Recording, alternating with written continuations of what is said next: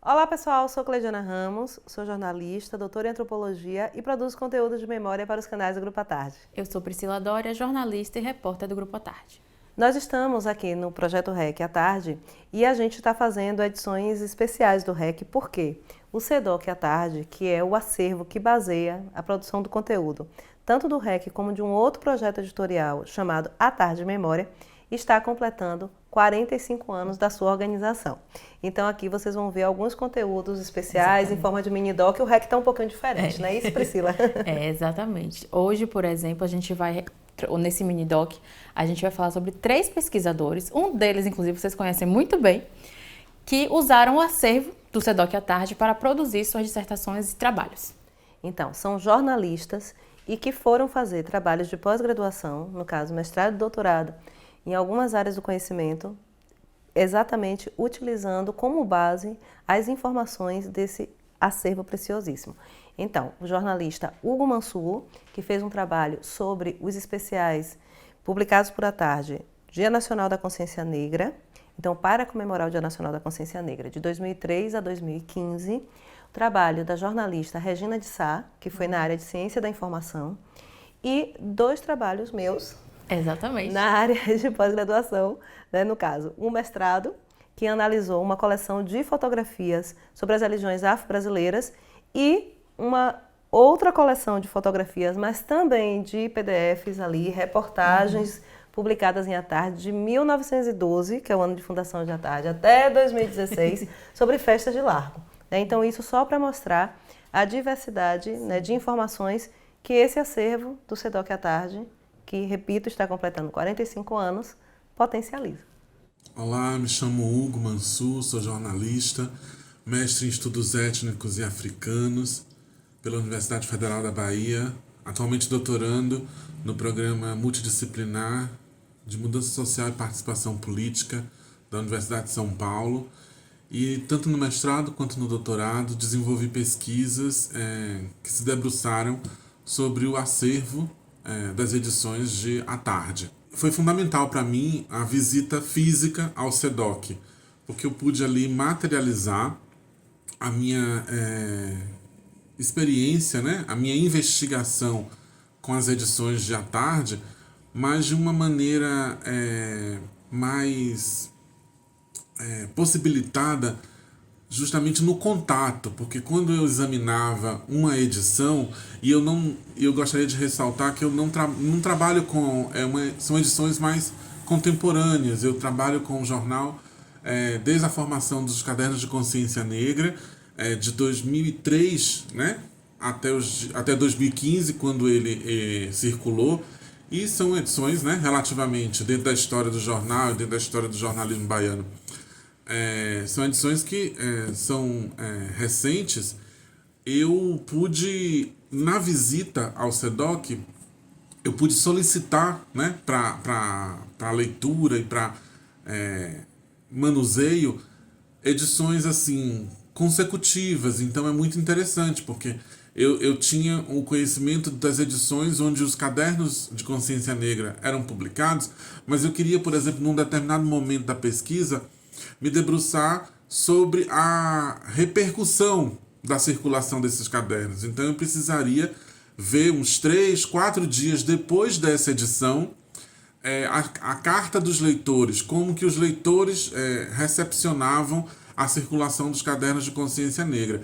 E isso foi muito possível, né, nessas visitas que eu fiz ao CEDOC de À Tarde. Então, para mim, foi extremamente positiva essa relação em poder acessar os acervos do jornal, e a visita física nos corredores, as impressões, né, gigantes de capas das edições que eles consideram mais importantes. Então tudo isso foi muito importante para mim, me aproximou muito do universo do jornal.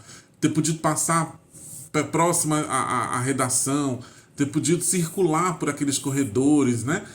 O CEDOC eu lembro que ficava assim no primeiro andar, então eu passei no saguão e pude ver maquinários que estavam ali expostos, que eram maquinários de impressão antiga, de como eles trabalhavam no passado com as impressões. Então assim, foi muito interessante esse contato que eu tive.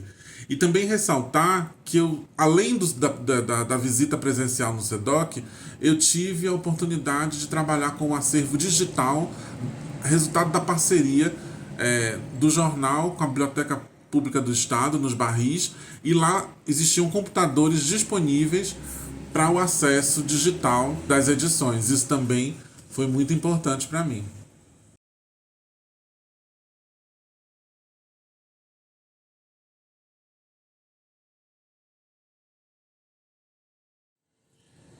No desenvolvimento da minha dissertação de mestrado, intitulada Ebó de Palavras, uma leitura afirmativa sobre as páginas da consciência negra em A Tarde, no período de 2003 a 2015, quando foram lançados os Cadernos de Consciência Negra, a cada 20 de novembro, durante esses 13 anos. Nesse estudo, que eu tive a orientação do professor Gesiel de Oliveira, sob a co-orientação da professora América César, no programa multidisciplinar de Estudos Étnicos e Africanos da Universidade Federal da Bahia, esse contato com o SEDOC de A Tarde, com o seu acervo, ele facilitou pesquisas de resgate de outros períodos. Então, para além daquela observação durante a circulação dos cadernos que eu estava me debruçando, eu pude fazer regressos de décadas passadas para fazer, de uma certa maneira, relações com o momento histórico que eu estava estudando. Então, todo esse emaranhado de narrativas jornalísticas, que o A Tarde imprimiu durante as últimas 50 décadas, eu pude entender os períodos buscando blocos, blocos mensais, solicitando consulta em blocos mensais do jornal. Então, eu consegui examinar, por exemplo, o novembro de várias décadas, acessando o acervo de A Tarde. Então, quando você encontra um arquivo organizado, preservado e com acesso, é fundamental para o desenvolvimento de uma pesquisa. Foi o meu caso. Meu nome é Regina de Sá, eu sou jornalista, mestre pelo programa de pós-graduação do Instituto de Ciência da Informação da UFBA e atualmente doutoranda pela Faculdade de Filosofia, Letras e Ciências Humanas da USP. Eu estudo a história da fotografia judiciária em São Paulo na Primeira República. Entre os anos 1990 e até 2014, eu trabalhei no jornal A Tarde, iniciei minha carreira como jornalista nesta empresa e exerci variadas funções, Desde eu fui revisora um período, depois eu trabalhei como repórter nas mais diferentes editorias, mas eu passei boa parte do meu trabalho no caderno de informática, o antigo caderno de informática. Depois eu fui para diferentes editorias e finalizei minha participação em A Tarde como editora do caderno 2+. Durante esse período que eu estive trabalhando na redação, já assumindo a função de editora, eu me envolvi muito na pesquisa. O arquivo, na pesquisa de fotografias, eu ia muito, eu visitava muito o arquivo analógico, buscando naquele acervo analógico não apenas informações textuais, mas também fotografias. Tinha um interesse muito grande no acervo da Tarde, porque ali eu encontrava a Bahia, eu encontrava o Brasil, eu via informações do mundo e às vezes até eu saltava aos olhos muita informação. Eu achava rico aquele acervo, E especialmente porque você poderia dar um passo à frente, né, na história que eu conhecia como jornalista de à tarde, né? Um passo à frente assim, nossa, que legal, eu estou vendo uma foto dos anos 50, deixa eu ver quem fez essa foto. E às vezes eu não encontrava a informação, né, de quem era o fotógrafo, às vezes uma data, um carimbo, as informações sempre muito diferentes uma das outras, né? Às vezes fotografias recortadas, dobradas, antes dos recursos, né? Então essas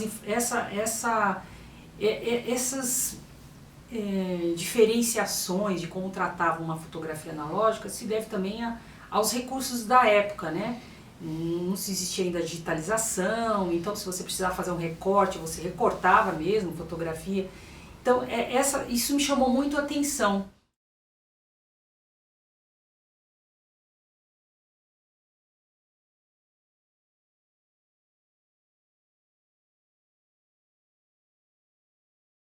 Em 2008, eu resolvi investir numa pesquisa acadêmica para estudar e utilizando como estudo de caso o arquivo do Jornal à Tarde, né, em 2008. Poxa, importância maior do que foi o SEDOC para essa minha pesquisa e pro à tarde, né? É você descobrir que ali você tem um tesouro, né? Dentro de uma arca, né? Em cima você abre a tampa e você vê um monte de moeda, né? Umas moedas brilhantes, mas assim, tem coisa ali embaixo também que você pode retirar e encontrar muito mais dentro daquele tesouro. É assim que eu vejo o SEDOC. É incrível que você pode pesquisar ali, né? Você pode fazer recortes interessantíssimos sobre a história da Bahia, nos mais diferentes frentes da política, da cultura, da música, da arte, né? Enfim, da própria sociedade, né? Também. Então, eu vejo o acervo da tarde, tanto nas plataformas analógicas e digitais, uma riqueza enorme que precisa ser explorada com mais atenção, porque é um tesouro. A defesa da minha dissertação, que recebeu o título de Recuperação da Informação Fotográfica, o arquivo do Jornal à Tarde, eu defendi em 2010, sob a orientação da professora doutora Sueli Moraes Cerávulo, que era professora da UFBA, né? E nós trabalhamos com a possibilidade de transformar esse tema num estudo de caso, né? Porque era um momento, entre 2008 e 2010, era um momento em que o arquivo ele passaria a ser um centro de documentação, buscava ampliação para armazenar esse material, porque trabalhava-se em duas plataformas, né? A analógica e a digital. Então, como é que elas iam se conversar? Como você tratar um acervo que é analógico com os seus gargalos e um digital que também necessitava de tratamento, né? Então, eu entendi que um vocabulário controlado, uma indexação que atendesse às informações mais prementes naquela pesquisa, tanto o pesquisador de redação, tanto quanto um usuário também, um consulente externo, precisava ter com maior rapidez essa informação à mão, né? E a fotografia às vezes não trazia isso. Mas qual era esse problema? Era um problema de falta de vocabulário controlado, de uma organização que pudesse unir esses dois acervos, né? De maneira que eles se integrassem. O que precisaria ser feito naquele momento? Digitalizar essas fotografias. Olha, nós estamos falando de 2008, que naquele momento nós tínhamos um acervo digital de mais ou menos 1,5 milhão de imagens e perto de 100 mil pastas no acervo analógico, né? Então, 100 mil pastas com uma média de 6 fotografias, uma média assim, mais ou menos de 6 fotografias por pasta. Então era muita informação, muitos assuntos. Mas como alguns pesquisadores da ciência da informação nos dizem, o acervo de um jornal, ele tem uma dinâmica própria, né? Ele tem uma organização própria, mesmo sendo própria, porque ela é temporária, né? Ela é temporal, né? Digamos assim. Temporária não, temporal. Porque em um determinado momento nós estamos estudando, nós estamos tratando da Operação Lava Jato. Naquele momento, indexar as fotografias com esse nome Lava Jato, ela faz um sentido, mas pode não fazer sentido mais adiante, ela pode não trazer nenhuma informação para o pesquisador. Ela serviu a um momento, então precisa tratar essa informação de uma maneira capaz de atender a uma pesquisa. Quando eu coloco a recuperação da informação fotográfica, né, no título da minha pesquisa, é mais entendendo como eu me envolvi, né, nesse projeto como profissional da redação, né?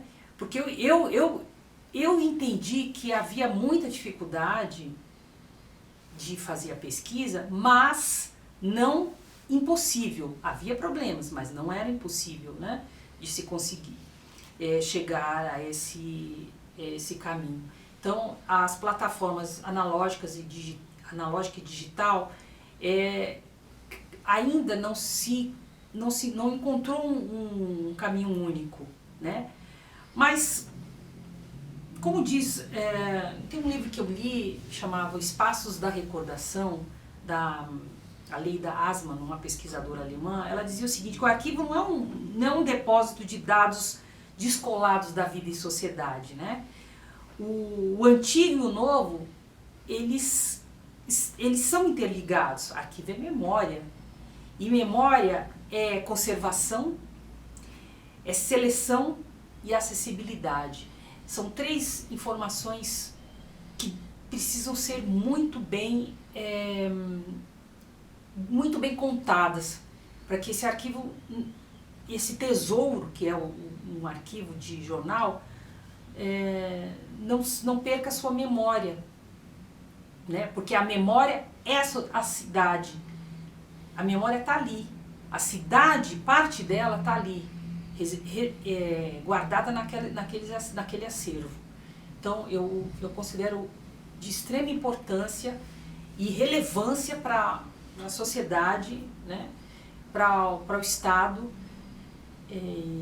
para a própria organização, o próprio grupo à tarde, que se preserve, que invista e reserve um espaço, não apenas nas primeiras páginas, mas também na memória do cidadão baiano.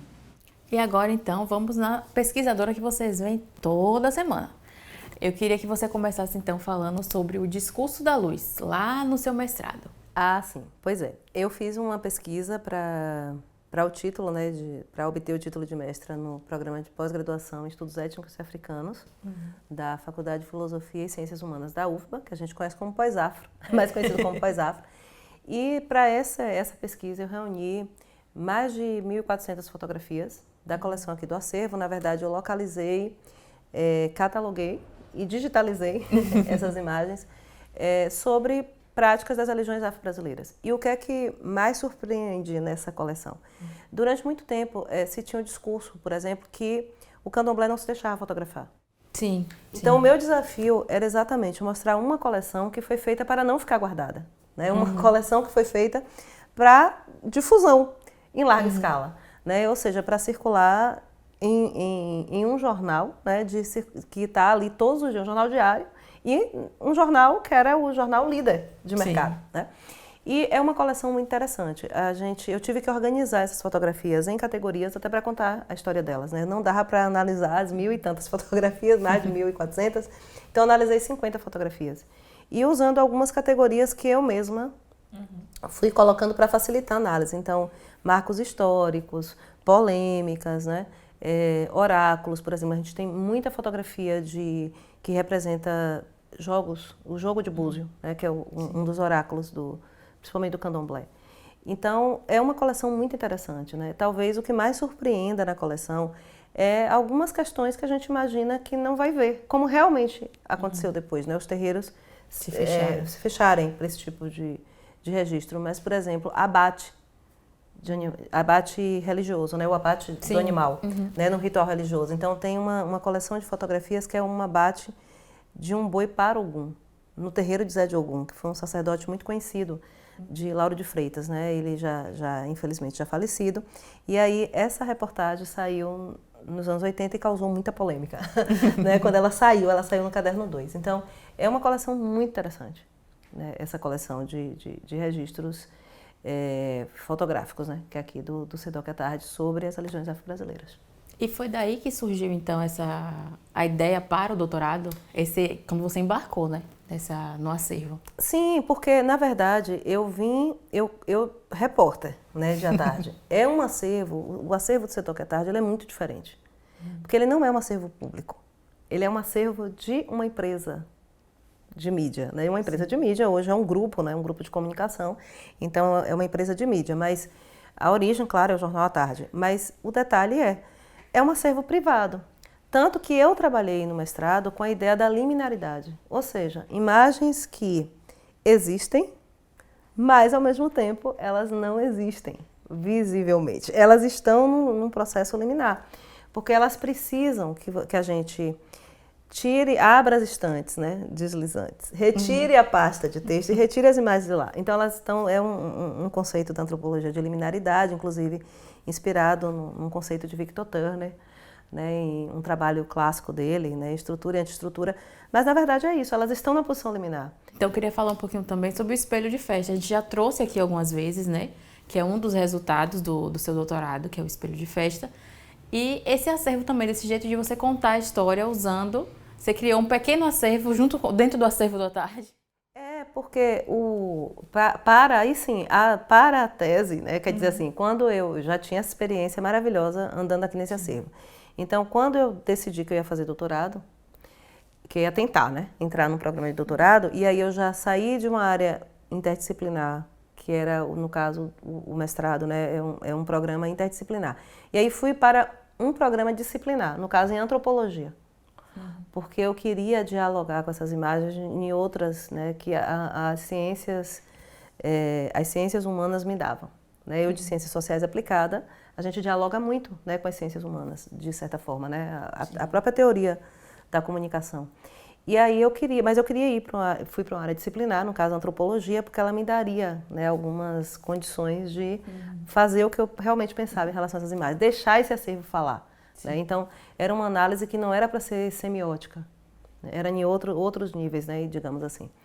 E aí, quando eu já vim, né, já conheci o acervo, e aí a ideia, num primeiro momento, eu estava buscando um pouco de fazer uma discussão sobre cultura afro-brasileira e tal.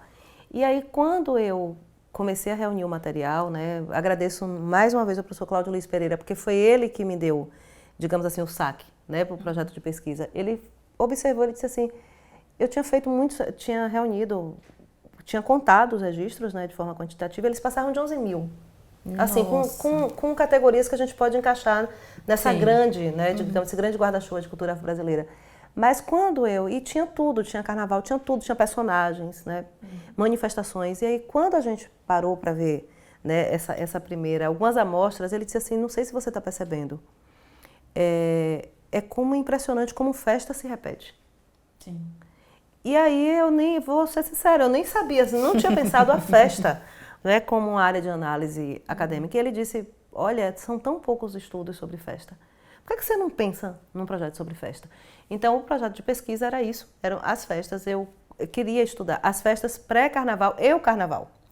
Quando eu entrei no doutorado, né, e sob a orientação já da professora Fátima Tavares, que é especialista, uma das grandes especialistas em antropologia da festa, a gente já conversou e já descartou o carnaval, porque seria outro estudo. E aí a gente ficou com um conjunto, né, esse calendário de festas que acontecem antes do carnaval e que eles têm muitas coisas interessantes, né? Primeiro, porque acontecem outras festas, mas porque essas festas, essas 13 festas, uma foi extinta, que é a lavagem de Ondina, e que ela era muito diferente das outras, né? Porque ela acontecia dentro de um espaço privado. A proposta era repetir num espaço privado o que acontecia na rua, né? Tanto que quem ia para a lavagem de Ondina, na área verde do Alton Palace, eram os filhos de Gandhi, por exemplo, né? Que está em várias das lavagens, ou em várias das manifestações públicas, né, dessas festas populares. Então, 13 festas. E por que é que elas estão organizadas num calendário? Por que é que elas dialogam tanto com o carnaval? Então, tinham várias entradas, né, e muito interessantes. E aí, o espelho de festa é para responder a um problema que eu encontrei.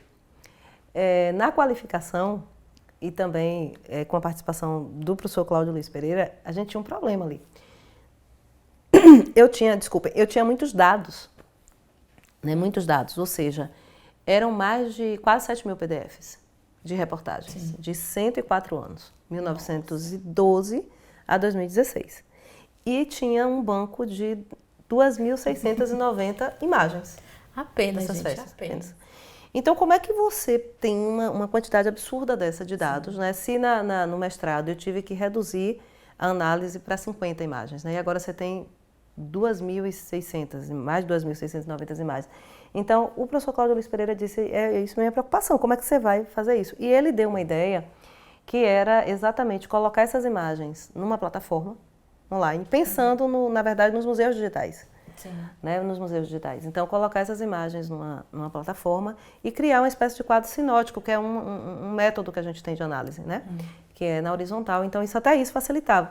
E eu fui fazer isso mesmo, para organizar. Então, era uma metodologia. Como eu sou jornalista, andava meio distante da minha área, digamos assim, e ao mesmo tempo, eu estava como substituta da Facom e trabalhando com web jornalismo. Aí, agradeço a professora Lia Seixas, que depois foi da minha banca também. Ela diz o seguinte, olha, o professor Marcos Palácio trabalhando com memória. Memória no web jornalismo. Né? E aí eu me reencontrei com a teoria do jornalismo. Na verdade, a tese é isso. Então, é a antropologia da festa, a antropologia da imagem e a teoria do jornalismo, ela está ali, organizando as coisas. Então, o espelho de festa era isso, era a organização. Bom, foi um papo e tanto hoje aqui. A gente, como sempre, né, a gente aqui acaba aprendendo muito, né, com essas convidadas, com esses convidados. Então é isso, gente. Não, hoje eu fiz parte aí hoje eu vivi aqui 2 papéis, né? Mas assim, gente, aqui nos canais do Grupo à Tarde é assim, sempre tem informação qualificada, então fiquem ligadas, fiquem ligados. Gente, muito obrigada mais uma vez e até a próxima.